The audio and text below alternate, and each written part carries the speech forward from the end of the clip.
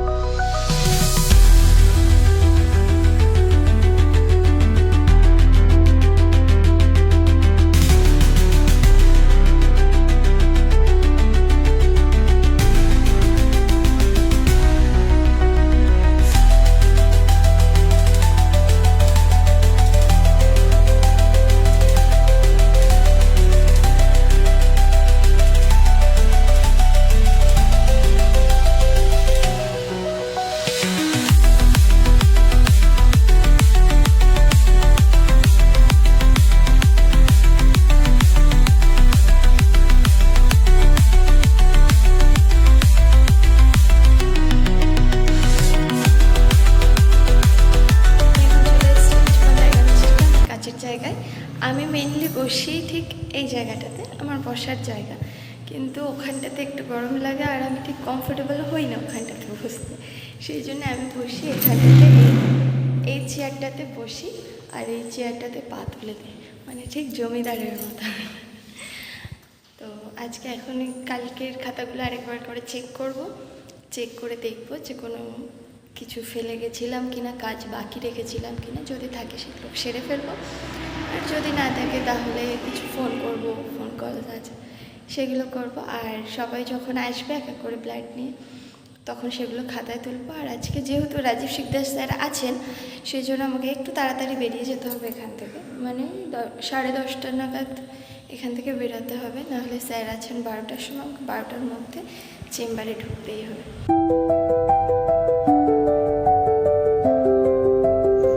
সমস্ত রিপোর্ট চলে এসছে, সেইগুলোই মিলিয়ে আমি খামে পড়ছিলাম। আর কোন মেডিকেলে রিপোর্টগুলো যাবে সেই সমস্ত কিছু আমি রিপোর্টে লিখে রাখছিলাম, রিপোর্টের যে খামে তার উপরে আমি লিখে রাখছিলাম। আর আরেকটা জিনিস, সেটা হচ্ছে আমার কপালে টিপ ছিল না। যখন আমি প্রথম ভিডিওটা শুরু করি তখন আমার কপালে টিপ ছিল না। হঠাৎ করে দেখতে পাই ল্যাবে এসে যে আমার হাতের মধ্যে একটা টিপ লেগে রয়েছে। সেই টিপটাই আমি পরে নিয়েছি।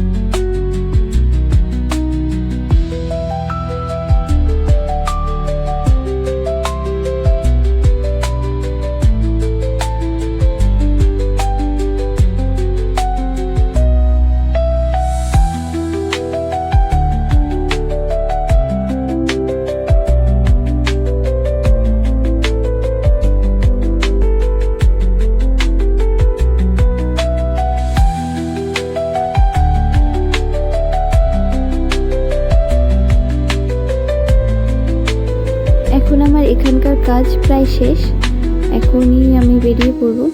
তো রাস্তায় বেরিয়ে পড়েছি, আবার বাড়িতে গিয়ে কথা হবে।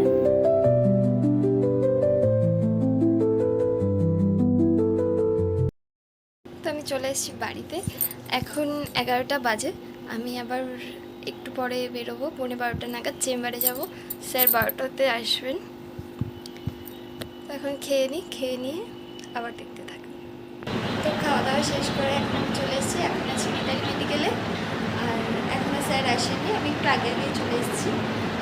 স্যার আসলে কী হয় কীভাবে জানি না, ভিডিও করতে পারবো কি না, তোমরা দেখতে থাকবো। যতটুকু পারার সেটুকু অবশ্যই করবো।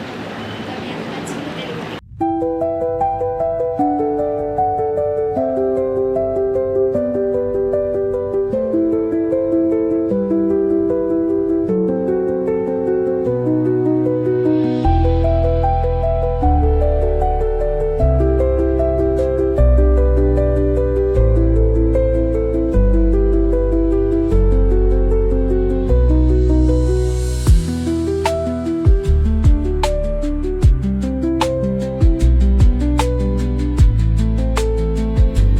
দেখুন বাইরে কি পরিমাণে বৃষ্টি হচ্ছে, আর ওইখানে বসেছে আমাদের রথের মেলা।